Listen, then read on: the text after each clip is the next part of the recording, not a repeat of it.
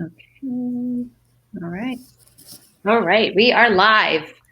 Hi, everybody from wherever you are tuned in. Welcome to my virtual book tour. If this is your first time, I am Rana el Kaliouby, co-founder and CEO of Affectiva.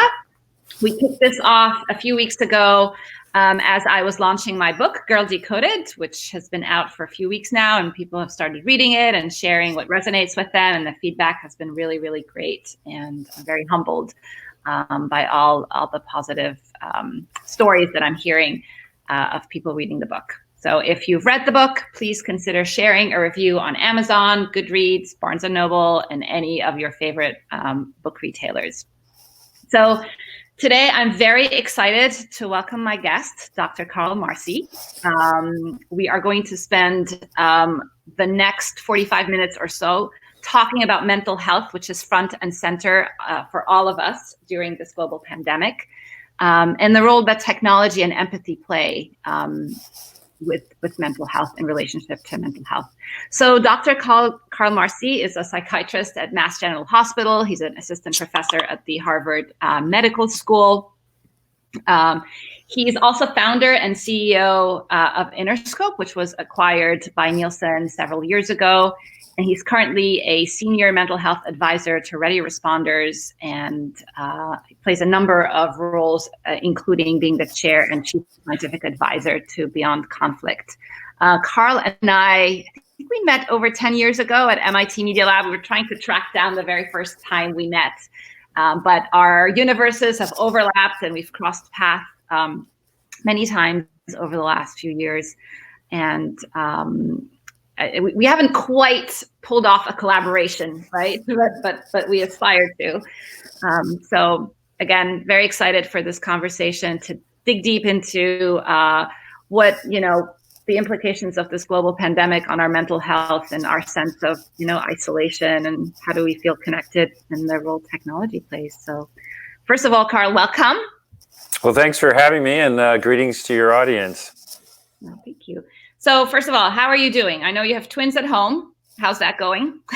Well, I think first we should just say we're blessed to be in a safe place and have food and be managing all this in a so far a healthy way. But I think like everyone, we're anxious, nervous about the future, and dealing with a lot of uncertainty. And then of course, with three kids, I've got twins, and then I've got a 7-year-old.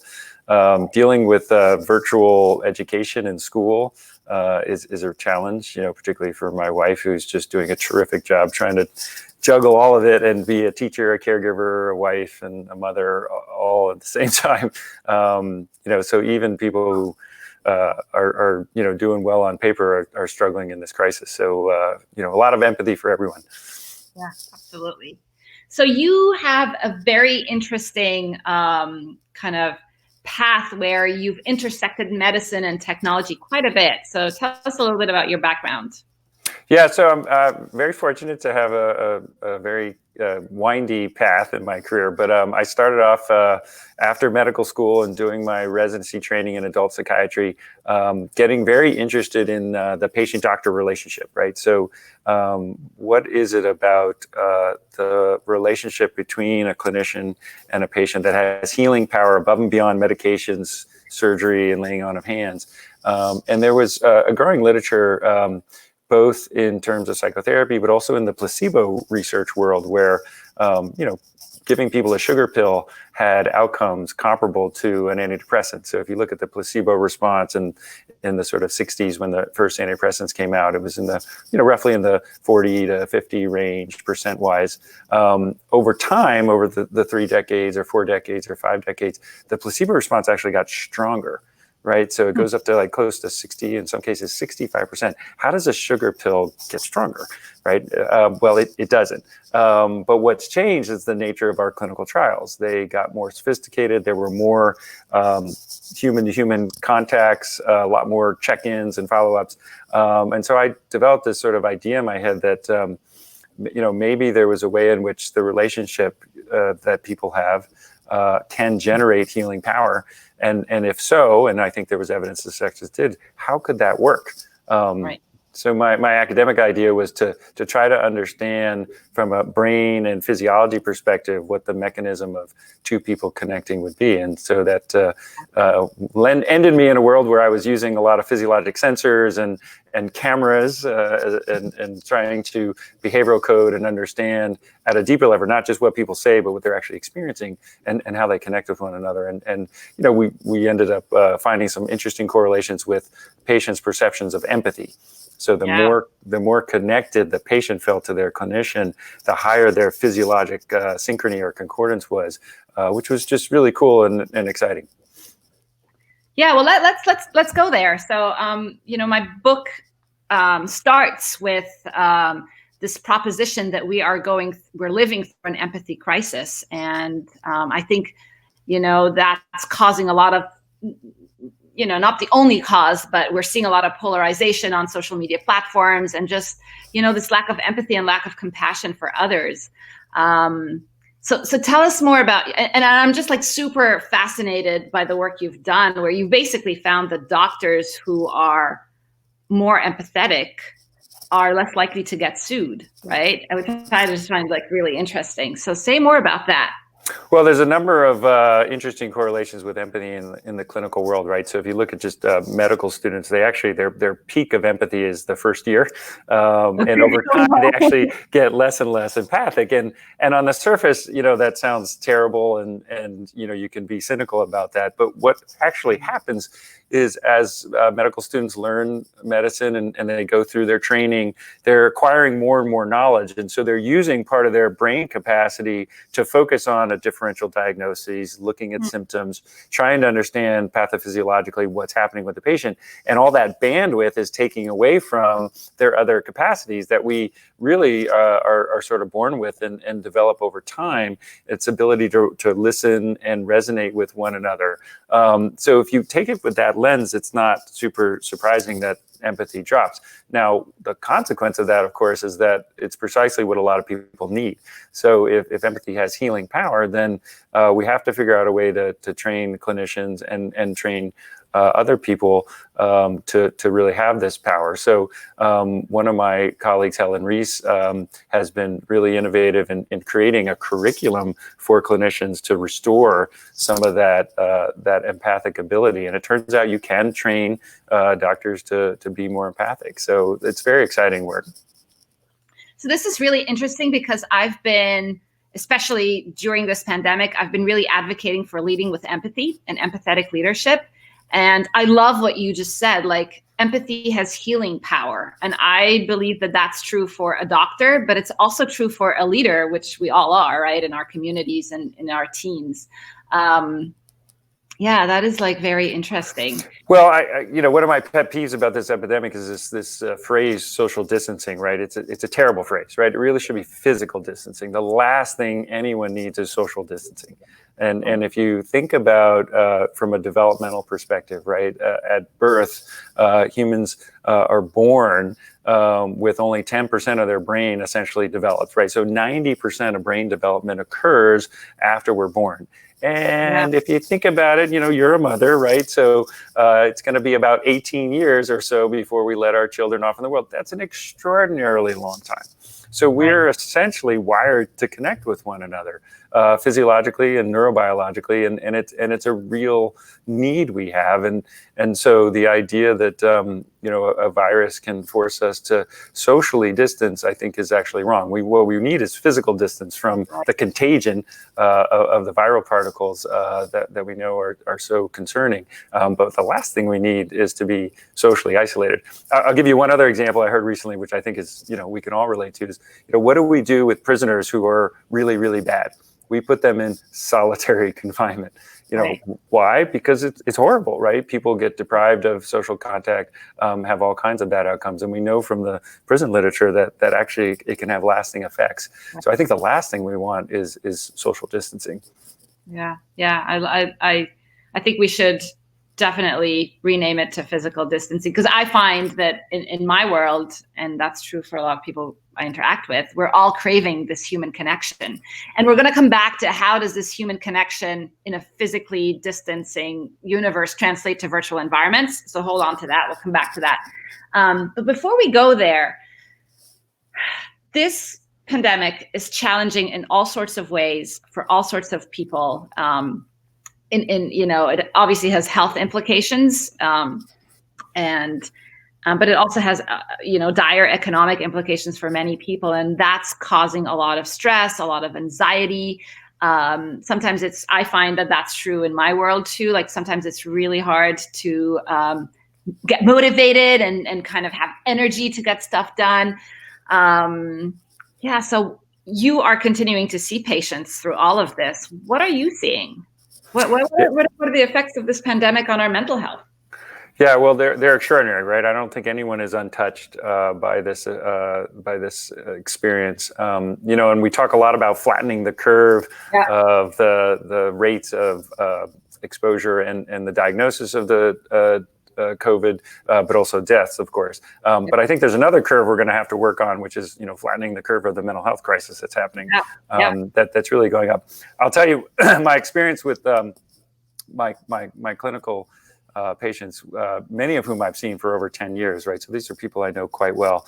They're really falling into sort of three buckets, right? So the first bucket is exactly what you would expect. People who are anxious or more anxious, they're asking for more medications and they just really feel a little unhinged. And I think that's concerning, but not surprising clinically. The second bucket, I think, speaks to the resiliency in all of us, right? So, patients who are just like, we're going to get through this, and here's what I'm doing, and they have meaning and purpose, and they're really focused on either their family or, in many cases, their work if they're essential workers, in supermarkets or public transportation, right? We forget that these are also heroes who are out there putting food on our tables and keeping the transportation things moving. And then there's this third bucket, which I find the most interesting, which are patients who have, social phobia or agoraphobia, which is sort of the fear of leaving. They have trouble getting up in the morning and getting out, and they've had that for years. They're feeling a little validated, and they're like, my life hasn't changed, and you all welcome to the way I live and experience the world, right? And it's sort of fascinating to hear them, sound healthier in an odd way, because they feel like, well, now everyone can understand how I experience things, which I just found really interesting. That is really interesting. Do you take different approaches with patients in these different buckets? Well, I think we're all trying to figure that out, but I think you do, right? So certainly in bucket one, where people are in crisis, you try to do everything you can to sort of manage that. And so as a psychiatrist, I have some tools in terms of medication, but also in terms of just trying to give them the therapy and support they need to get through that. I think those who are in that second bucket, who are actually showing, I think, an amazing resiliency, which I think we all have inside of ourselves, is to validate that and give them that positive feedback. You're doing great. Like, keep it up, keep focused, keep doing what you're doing. And then those in the third bucket, I'm just sort of wondering out loud with and saying, well, what is it like to have people now experiencing something that you had trouble articulating and couldn't understand? Literally yesterday in clinic over the phone, I had a patient say, I used to feel guilty about not being able to leave the house, and now I don't have that because I can't. That's so interesting. And in a way, and I'm seeing a comment from Jordan. Hi, Jordan. Jordan says, this pandemic increases people's capacity for empathy. And I'm like, welcome to my world, right? And I think that is really interesting, how this pandemic in a weird way is creating more empathy for folks who go through mental health issues, and right? Because and I like to build on that. I was thinking about this, and some other forums have commented, what an extraordinary opportunity we all have to destigmatize mental illness, and just reflect on this for a minute, right? So we're all experiencing, the sort of obsessive thinking about, did I get contact with someone who has a virus, or when I go shopping for food, did I touch something, right? And we're all compulsively washing our hands. Well, that starts to feel a little like OCD, right? And we're all sort of feeling that ever-present threat, right? Like, ooh, there's just something out there that could get us, right? That begins to feel a little like PTSD. Yeah. We're all experiencing social isolation to some degree, right? And just like you said, it feels, there's just days where you just can't get your energy up and you can't get motivated and you can't move. Well, that starts to look a lot like significant or severe depression. And then finally, if there's a word that I've heard and used myself, the one word to describe this whole experience, it's surreal, right? There's a way in which like time and space have just been completely fractured. Well, guess what? That starts to look like schizophrenia, right? So I think there's a way in which we all can just sort of take a moment and say, there are people, this is their lived experience all the time. And we shun them and we ignore them and we try to, sometimes blame them for their character not being able to get over it and not realizing this is a brain disorder. And I hope one of the outputs of this tremendous crisis is that we can all kind of relate to one another in a more, like you said, more empathic way. I'll share a personal experience over the past few days. I've been talking to my son who's 11. He's a kind of a dedicated squash player about, maybe considering going back to like playing squash. So we have a number of family friends who have at courts on their premises. And I was like, oh, we could go and, we'll have our masks on and we'll make sure that we won't interact with them. And he actually broke down in tears. And he hasn't been stressed about all of this. He seemed fine to me, doing his online learning, playing video games and a lot of it. But it just struck me that he has this anxiety and fear of going back out. And I had totally underestimated that. And it just took me by surprise. He was holding it in. Yeah, he was holding it in. And I guess, I just didn't see that coming. So I'm now I had to take a step back and say, okay, we don't have to do this at all. Like I was expecting him to be like, yes, go back to squash. And he was like, why are you making me do this? Like, I don't want to do this right now. It's dangerous. I was like, okay, let's talk about this. So, yeah. Yeah. Well, think of the internal conflict that he and I think all of us at some level have is, right. We're all dying to get out and get our lives sort of back to normal, right. As if that's ever going to happen anytime soon. But it's the wish and the fantasy. But at the same time, any thoughtful person would realize there's a certain risk to that. Yeah. And so you have I think the motivation to try to get out and try to get both the economy and our lives back to normal on the one hand. And on the other hand, there's this, wait a second, if we go too soon or we don't do it the right way, we could end up back here or worse, right? We could get sick or pass it on to someone we love, like you, right? I mean, that would be a big tragedy. And it's, you asked about how some people are experiencing this. I think one thing that people, talking to folks on the front line who are coping with this, one of the big fears they have is bringing it home. Yeah. Right? It's hard enough to be out there, but just the anxiety of. Yeah. For sure. Yeah. What about you and your employees? How are you finding the experience of working virtually and not having an office? Yeah, it's kind of interesting because, we're in the tech space. We build software. So by and large, we've all been able to go back to, work from home. What is challenging, though, is we have a team that is responsible for collecting data out in the wild. And we do a lot of data collection in cars and vehicles and et cetera. So that's come to a complete stop. And we're having to really think of different alternative ways to get to our data. But we've also started having conversations on return to work and what's that going to look like? And do we even need to go back to the office? And there's a whole spectrum of responses. Some people are like, I want to just stay at home and like, I'm good. All the way to like, we miss the cooler conversations. We miss being together. There's probably an effect, some kind of effect on productivity. But yeah, there's,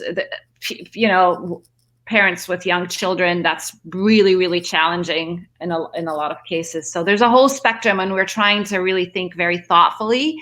Obviously the timing is in flux and we have to kind of lead with what the science is saying. Yep. And what Massachusetts and kind of the instructions, if you like, from the government. But yeah, for us, it's safety first, but also we don't want to be, this is the one area where I feel like we don't want to be the pioneers, right? We're just going to wait and see and just learn from best practices. Yeah, I don't know. No, I think that's right, and I'm hearing just all over the map, exactly like you said, right? And you know, it's tough, especially, you know, people in real estate, right? These buildings are empty, and you have to keep them clean, and you hope people come back. It's just you know, I think again, it just creates another anxiety for people that just wasn't there before. I mean, and we it's like so fascinating because we're starting to think about, okay, we are in a kind of a high-rise building in Boston, and you know, pre-COVID, the elevators were super packed, and it's like, okay, I don't really want to be in this elevator right now, right? So how is that going to work? And then our office space, we have an open plan office, which we were very proud of, and now it's like, how's that going to work? So you've got all of these, you've got all of these considerations, and you know, we're all going to figure this out together, I guess. And That's then right. there's similar parallel conversation. I don't know about you guys, but for schools, right? Are schools going to go back in the fall? If not, what is it going to look like? Maybe it's a hybrid situation. Yeah, and this leads to a conversation about learned helplessness, right? So what is learned helplessness, right? So learned helplessness is this theory that's now, you know, decades old, that when people experience some type of aversive event over and over and over again, the re-experiencing of PTSD, or people who are, you know, originally in concentration camps, or locked in or sheltered in place like we are, and they feel like they have no control over their future, they start to feel more and more helpless over time, because you just rattled off 5 big questions that no one can answer, and you know, I'm listening to you and I'm starting to feel helpless just listening to you, right? And you know, I think we have to really guard against that, because you know, that is a you know, a pretty well established risk factor for depression, right? And just feeling like, oh my God, what can we do? And so you know, the thought is to try to focus on what, you know, what's in the here and now, and take it sort of day by day, because I'm with you. When I think too far out in the future, just, you know, you just start to feel really lost, and without a compass. So I think that's just important for people to think about how they're framing questions, and how they're thinking about their own personal choices and their own meaning and purpose. You know, we're all going back to what was it, Erik Erikson, and these, you know, the different conflicts we have at different life stages, right? And a lot of us sort of sorted out the meaning and purpose, you know, a long time ago. Well, guess what? You know, we're all in a sense regressing back to a time developmentally where we have to reevaluate some of the things that we think about and care about.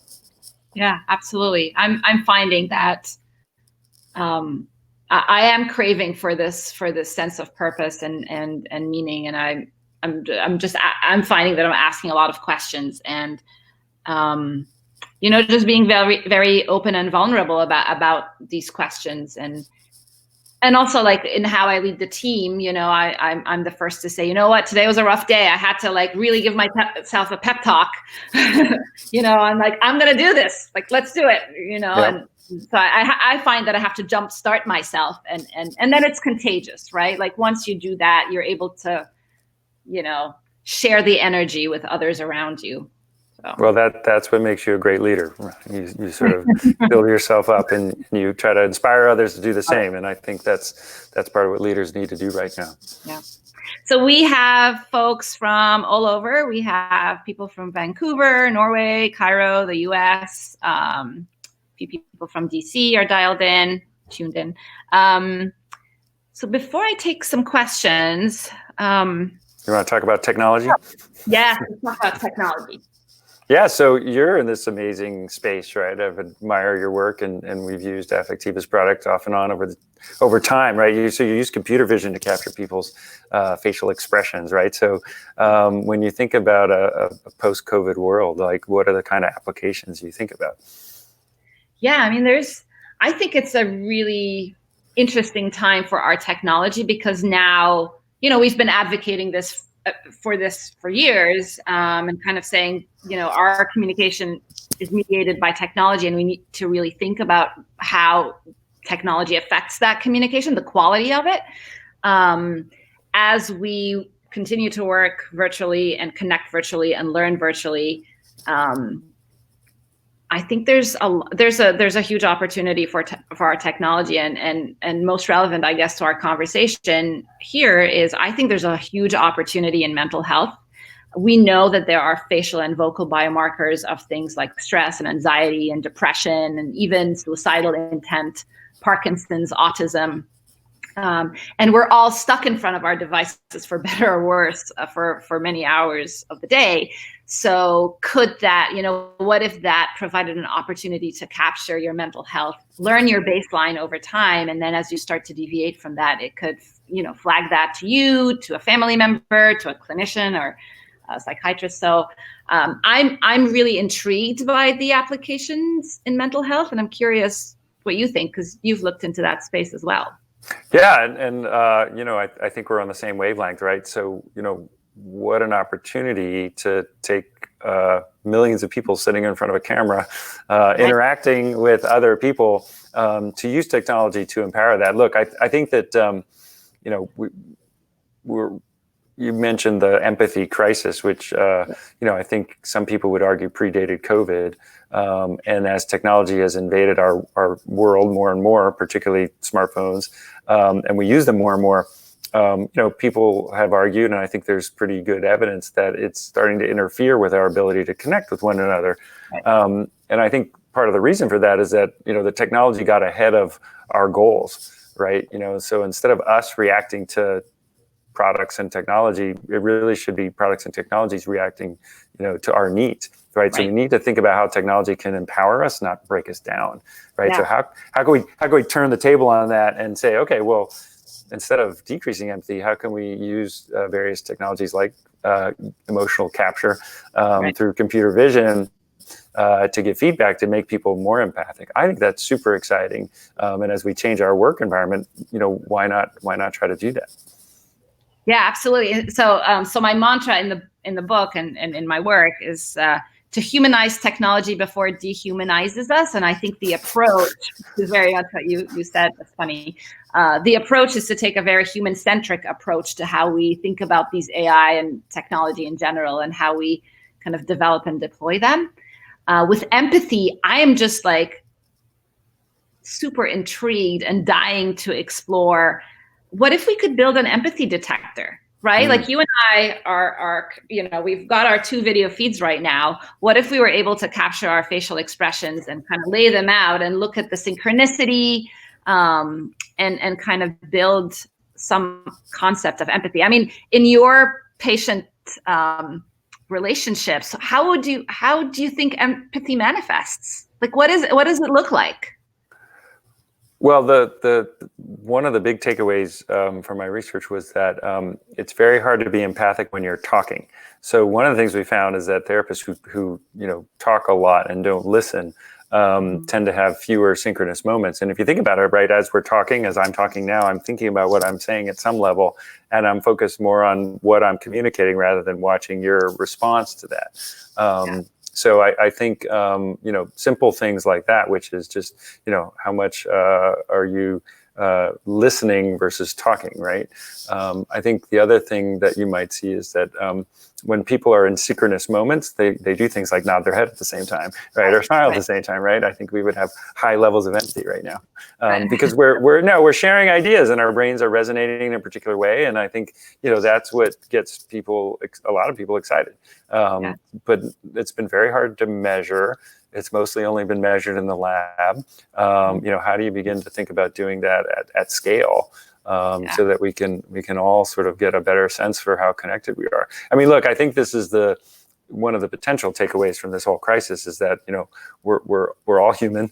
We all have vulnerabilities, and we're all experiencing a common threat, and that historically has brought people together. I think the challenge is we're in a very polarized world. You mentioned at the top of the hour my relationship with Beyond Conflict, where I'm chair and chief science advisor, and we've got a report coming out in the next few weeks that looks at the level of political polarization. And one of the things we found is that people's perceptions of how polarized they are relative to the other party turn out not to be accurate. They're far more extreme than the reality. of how people perceive them. Yeah. So I think there's some hopeful signs if we frame questions using the good science and perspective of different people, that we can kind of, begin to build on this shared experience and try to come together a little bit more rather than further apart. Yeah, absolutely. So again, back to like this moment in time where we are all interacting virtually, including telehealth. I mean, telehealth has suddenly, like, all of these hospitals and clinics that have been debating whether we should do telehealth, they're all now using telehealth, right? Yep. But that's not the only way you can communicate with your patient, right? You can communicate via text, via phone. Do you have a sense of what's more effective, or what works better? Yeah, it's a great question, right? So I was literally on a call earlier this week where we're evaluating different text-based therapies, right? Where it's a human to human, but instead of phone and instead of videography, right? You're just going through text, and they have some very good outcomes. And I asked this question. I was like, well, why do you think it's potentially better than face to face? And she said, well, we think that it's because people can fantasize about who's on the other side rather than have the reality of who's there. And in psychotherapy literature, that's a type of idealizing transference, it's called, right? You sort of transfer your fantasies about this, hopefully all-powerful therapist to them. I think that remains to be seen. I do know there's some research on voice versus video, right? So video with voice or voice alone. And it turns out voice alone can be very powerful, and that you get, 90% of the experience or what's needed to understand, a lot of the emotionality through voice. So I think voice is another underestimated channel. And you and I have talked about this, right? So how can you combine, computer vision and voice feature analysis and some of these non-verbal channels to look at how people are actually behaving rather than just what they say. I mean, one of the things we talk a lot about at Beyond Conflict, right, is it's we have to get past thinking about what people think and think about how they think, and I think that can really be transformative. Yeah, absolutely. A few years ago, this team at USC, I don't know if you saw this research, they had a group of PTSD patients, split in half. So some patients saw an actual human clinician, and the other half interacted with an emotionally intelligent avatar. And what they found was that the patients were more forthcoming. They just shared more kind of confidential and confided more in this virtual avatar. And when they were asked, than the ones that were interacting with the human doctor. And when they were asked why, they said, well, the avatar is non-judgmental. And I just find that like really interesting. Now, I don't think you guys are going out of business anytime soon. but I think it's intriguing, right? Like the role, this text chatbot, what if it's an AI? What if it's an AI? And do we as users or patients care? It's a great question. I personally think it's a hybrid, right? I mean, I think it's going to be hard to remove humans from the equation anytime soon. But to your point about a human-centric technology is, what could we do with various artificial intelligence and avatars and smart chatbots that can, be a bridge between sessions and even give feedback on those sessions. I mean, the big challenge among the challenges in mental health is once you access the system, which is incredibly hard, once you find a good clinician, which is hard, you see them, at most once a week, typically every other week. In my med clinic, I'm seeing people once a month at the most. That's a high frequency. That's a lot of time in between that I have zero objective data about how they're doing. Or am I engaging with them, right? So is there a way in which, we can use AI to sort of be a kind of check-in coach or, a communication coach in between visits to sort of complement and give feedback. I think there's all kinds of opportunities. And these conversations are happening, and I think we're going to start to see some real innovation over the next few years. Yeah, absolutely. Okay, so we have a ton of questions. So let me see if I can cover some of them. From Chinar, how do we overcome social disconnect? Even though we connect virtually with our friends and family, there's still a void. Can you comment on what we can do to feel more connected? Yeah, it's a great question. I think it's very different for people who maybe live alone and are using technologies like this to connect with people. I think the more you can do that and do it with people you actually have an emotional connection with, the better. I think it's very different. And you probably had this experience, right? We're on, Zoom and Teams all day long with our colleagues and doing work stuff. But then when you have that virtual happy hour, it feels a little different, right? So I think, who we're connecting with, forget about how, is important. And so I encourage people to, connect with old friends, family, people you haven't talked to in a while. You have time, set up a Zoom session. We did one for my mom on Mother's Day. And it was just really nice to just see the, extended family and exchange, pleasantries and just to sort of see their face and hear their voice. That really felt like a nice social connection. Yeah, we've been having these family Zooms too. My dad is in Abu Dhabi, my sisters and my mom are in Cairo, and we're in Boston, obviously. So we've had this kind of global Zoom call, and it's really fun. But also it's Ramadan for us here, and typically in Ramadan we just all get together for iftar at sunset and eat together, and that's kind of a core part of this whole month, and that we haven't been able to do. So we've done a few of these virtual iftars where we jump on a Zoom call during sunset and kind of eat together. It's not the same, but it's definitely better than nothing.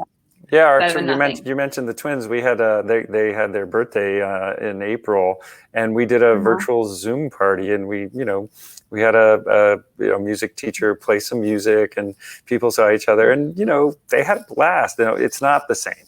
It's not the same, right. But it's a whole lot better than nothing. Right. They can talk about it, and when they're a lot older, they can say, "Oh, my whatever." They'll have a 7th birthday. How old are they? They just turned 4. 4. Oh, okay. They might remember. Okay, this is an interesting one from Lou Hassanain. How might our brains change living in a masked world where the nervous system wired for safety can't rely on facial cues? Are you talking about masks? Yeah, exactly. I think so. Yeah. This is that's a very interesting question. Yeah. Because I talk about my smile being my superpower, and now it's like I have it covered all the time. Like my superpower's gone. Yeah, well, I mean, you might be able to answer the question about, have you done studies where you sort of only code the eyes, and you can get some information from that. I think, like I said too, the voice channel becomes really important, and I think I guess what I associate to is there's a huge literature on people who lose their sight or lose their sense of hearing, right? And the other sense becomes more acute. We're very powerful visual creatures, but that doesn't mean we don't have other sensing capabilities. So I would imagine that we would, the optimist in me says that we would sort of use some of our other senses and really listen in and look for other cues to offset that. I suppose the pessimist in me would say that this just sort of makes it even harder to socially connect with people. So I think that's something that's going to evolve over time. It's a great question. Yeah, one thing I've been really thinking about, again, because I really use smile as a way to like really connect with people. And now when I'm out on my bike or for walks and with a mask on, first of all, we know from research that a Duchenne smile, which is the true kind of enjoyment smile, isn't just your lip corners. It involves a cheek raiser and also the crow feet wrinkles. So if you really smile, you can smile with your eyes. And I think it's going to accentuate the role of our eyes. Eye contact is another one. I mean, it's been really weird, actually, going out and about and just people avoiding eye contact altogether. It's like we don't exist, but I'm like, I'm here. So I think it's going to put more emphasis on eye contact and kind of what we can read from the upper half of our face. Yeah. And make no mistake, our brains will change, right? I mean, because our brains are always changing. But to the person's question, we're very adaptive species, but our brains will change when we adapt. Yeah. A question from Eric. Do you see a place for apps in the mental health space, and are patients engaging with them? So another great question, right? So if you combine mental health with the well-being space, you're talking about close to 10,000 apps in our ecosystem, right? It's an extraordinary number. So one of the challenges is separating high-quality applications, software applications, from those that are just out there trying to do something that doesn't have any proof or concept. So a number of hospital systems, in fact, most are starting to put together committees and policies for how to evaluate the quality of different apps really across the board, particularly for mental health. Of those 10,000 or so apps, less than 1% have any clinical evidence behind them, and even fewer have randomized controlled trials, because they take time and they take money. But there are some out there. The short answer to the question is the apps will absolutely play a role. The other challenge, of course, is that apps by definition tend to do one thing really well, and so you end up having to get a suite of different types of apps to do different things, and then you get what people now affectionately call app fatigue, right? The veterans, for example, through the VA are have 10 different apps for 10 different things, and you have to manage that. So, I think, again, it's an evolving space. There's definitely a role, as we were talking about, for AI and technology in a human-centric way to do that.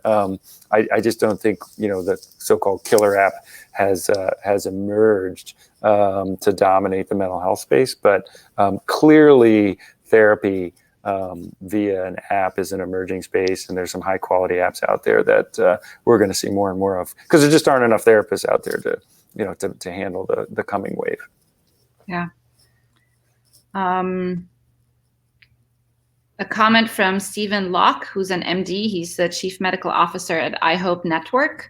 I'm a psychiatrist who runs a practice that delivers teletherapy to patients at home. We have thousands of sessions from secure video conferencing, along with standardized metrics for mood and anxiety. And so he's also super interested in the measurement of empathy, and have a platform, organization, and access to patients and treatment at scale that can be partners in this research. Okay, we need to talk. Yeah, tell them to find me on LinkedIn and send me a message. I'd love to hear more. Sounds great. That's very interesting, because I think a lot of the work, at least in the facial world, that's been done around kind of facial biomarkers or indicators of anxiety and stress and depression have been done on very small scale, kind of very controlled studies. And I think if we can partner with a platform like iHope that has access to thousands of these, not spontaneous, but in the wild conversations, I think that's powerful data. Exactly. Yeah. Look us up. Yeah, exactly. Okay. Another question. Kind of a fourth bucket, if you like, of people, this is from Abdallah Salama, that we don't see as affected are children. Most children are social machines, and physically distancing has really hit them. Cannot see their friends, their family. How can we address this problem, and the actions we parents can take to maintain a stable emotional state and not let this problem be, this period be traumatizing to them? I think that's really interesting. I have a 16-year-old daughter, and Jana's 16, Adam is 11, and we're hosting two boarders who are 16 and 17. And it's just, I think different ages have different needs, right? So absolutely. Yeah. So just to clarify, I'm an adult psychiatrist, not a child psychiatrist, but I have, spent a lot of time thinking about development, and you're absolutely right. So thinking developmentally is key, right? So, my 4-year-old's needs are very different from my 7-year-old's needs versus your, teenager's needs. And we have to think developmentally. And as we get older, peers become more important than parents. Mm-hmm. And so figuring out a way, like we were talking about earlier, to have high quality social interactions via technology, I think can really help these kids get through things. So whether that's structured play dates, or giving kids free time to sort of connect with their friends alone, and to really sort of empower them to share their feelings, with you as a parent, and just recognize that look, my wife and I talk about this, right? Our kids aren't learning the same way as they would at school through this period. But guess what? No one's kids are, right? So, we just have to kind of have a little bit of grace and acceptance about where we are, and just do the best we can to support them. I think the bigger question is, how do we get care for kids who maybe are predisposed to mental health issues, for which this crisis is accelerating that. And I think, like the person who dialed in for iHope, I mean, we really need the same approach for children, because their mental health needs are growing, and we need to think about how to address those. Yeah, I feel like that could be a very interesting deep dive topic, actually. Yeah. Okay, Valeria, she's a nurse and entrepreneur. Hello from Switzerland. Hi, Valeria. Hello. This is an interesting conversation. Is there data of the age span? Don't think elder people would be predisposed talking to a bot. Okay, so this must have been in reaction to our comments. Yeah. So I think, first of all, it's a great question. When you think about apps for mental health, and you think about the impact of technology on people's brains, which, a topic I've spent a lot of time thinking about, people forget about, our seniors, and how, for many of them, social isolation predated COVID. And so, using technology to connect with them has been a challenge, because they're not as comfortable with technology.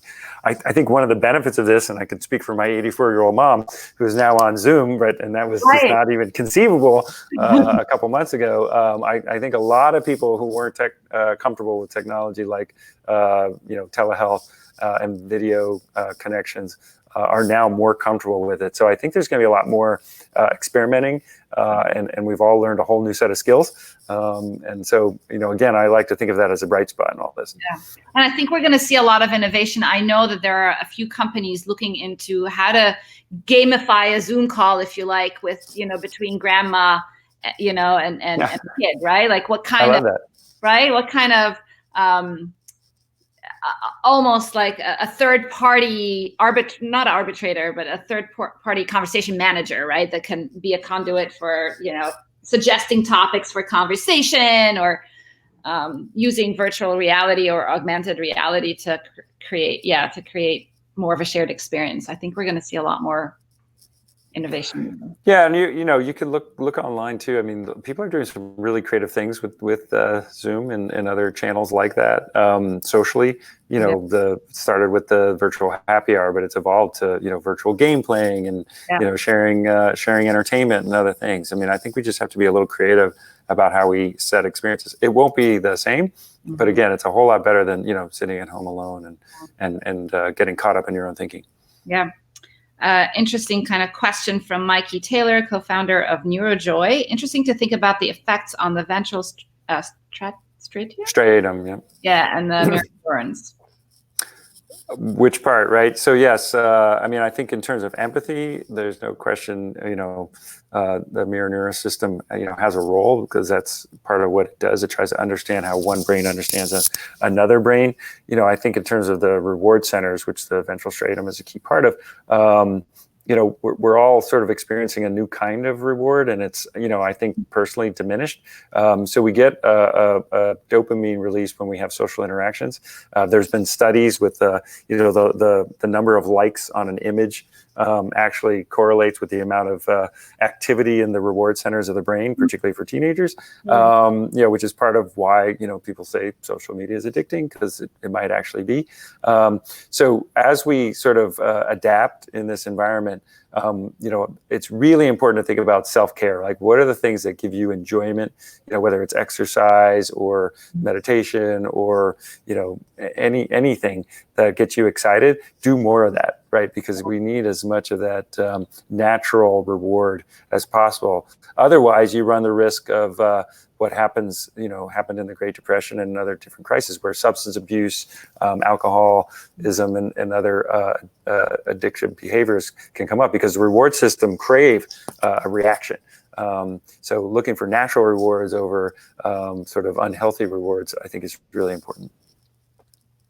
People who have been kind of watching me do these for the past few weeks know that I'm a Zumba addict, and I've just like, it's like my saving grace. Yeah. I do a lot of Zumba. A lot of endorphins and natural rewards in Zumba, I'm sure. I figured out if I bike like to this like kind of area where there's not a lot of people, I just put my AirPods on and I Zumba out in the wild, and it's the best. That's awesome. Okay. Another question. After the economy starts to reopen, how can we, we've been all experiencing social isolation. How can we make sure that chronophobia doesn't turn into agoraphobia? Chronophobia does not turn into agoraphobia. That's a great question as well. So, I think it's one of these crystal ball questions, right? So much of this is new, and we're all trying to figure it out. My instinct is that our desire to connect socially will drive us back to social interactions. I think the risk, of course, is that we do that too quickly, and then we have another spike, and then we get traumatized by that. But I do think that when we take the guidance from science over politics and we try to be careful, there's definitely a way to manage the risk of infections and still try to have meaningful life experiences. And I think we're gonna look. This is all a great big experiment, and one of the things I enjoy doing is looking and reading the internationally what's happening and what people are doing and how they're learning. Whether it's spreading desks apart in schools in Germany, or thinking about lines in airports in South Korea. How we go about that is something we're all trying to figure out. The agoraphobia in that question really goes back to that learned helplessness, right? So if we over and over again get bad or negative feedback about trying to progress, we will pull back, and then that will lead to a massive wave of depression. So I think we have to encourage ourselves and our friends to try to connect as best we can and as safely as we can. Yeah. So final question, Alia. Hi, Rana. Can you talk to us a bit more about the future of emotion AI and educational technology, especially related to remote areas and third world countries? This is an area where, again, I think there's so much opportunity and application for emotion AI. When you're in a classroom, a teacher can very quickly kind of tap into the readiness of his or her students. They can detect confusion, boredom. They can personalize the learning experience to really affect maximum engagement and learning outcomes. And that is very hard to do when you are in a virtual environment, whether it's synchronous or asynchronous learning. So I think there's a real opportunity for emotion AI. You can imagine if, Adam's taking an online math class and it's asynchronous, so he's just going through material you can imagine if emotion AI is integrated and could capture a level of interest and personalize it and engage him. We also did some work with MIT a little while ago where they had a social robot that was kind of a learning companion. It wasn't a teacher. It played the role of a friend, and it cheered you on if you were getting tired or starting to fidget or lose attention. And we saw that the kids who used the emotionally intelligent social robot just learned a lot more words and were more engaged in the learning experience. So I think emotion AI and technology in general can democratize access to education, especially in developing countries. So I agree 100%. I think we have to figure out in the developed world before we move into the developing world, or maybe they'll lead. But I think it's a space that's wide open, just like you said. And I hope we focus and we take this as an opportunity to get it right. All right. So final question. What advice do you have for us all to stay healthy during these very stressful times? Well, I think everyone's having a different reaction to this crisis that's personal, because we're all unique and we're all dealing with different situations. And it's hard to sort of boil that down into, 3 things everyone should do. But if I were to boil it down to 3 things everyone should do, I think number 1 is take care of yourself first, right? So, put the oxygen mask on yourself before you put it on others. So really think about your own mental and physical health, and make self-care a priority. I think then number 2 is thinking about what you can control and what you can't control, right? So trying to, as much as possible, stay in the moment and really try to activate what you can, and not get too caught up into what sometimes referred to as catastrophic thinking, which is very easy to do listening to the news all day. And then the third one is this idea of meaning and purpose, and a little bit of forgiveness and empathy for everyone, right? So think about your purpose and the meaning you have, even if it's just doing a good job taking care of your children, or doing your job the best way you can. And really focusing on that, and setting some reasonable goals for yourself, modest goals, but things that you can accomplish that you otherwise wouldn't, and try to take advantage of the situation. That's awesome. So self-care. And then the second one was, what was the second one? Yeah. So put yourself first, right? Self-care. Stay in the moment, and control. It's really control what you can and not get caught up in what you can. And then the third one is meaning, purpose, grace, and empathy. Yeah. Love it. Great. Thank you so much, Carl. This was awesome. My pleasure, and good luck to you. Thank you. And be well. Stay connected. Yes. Bye, everybody. Bye-bye.